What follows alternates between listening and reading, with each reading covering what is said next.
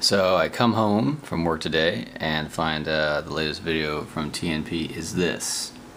And by pure happenstance, I happen to have made as my only EDC knife for the day that exact knife. Tanto variety, custom serration from the factory. Yeah, I've had this knife probably for about 4 months, let's say. So we can get a nice focus action on that, yeah. Those are some pretty aggressive little serrations there in the Tanto blade there. Hit and miss on the serrations for this knife, I'll explain in a second, and the Tanto blade also kind of meh. Really what I honestly wanted was the one that None Fancy is recommending there, the black plain edge variety, but I was at a gun show and there was a SOG rep and I asked for that exact knife. He had this exact knife.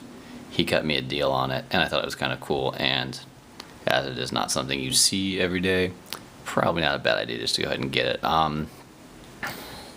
Upsides on the knife are that it's, small, light, and does a pretty good job cutting. Downsides are I can't for the life of me open it left-handed because this clip part that you grab onto when you open it with your right hand is not here when you're opening it on the left hand.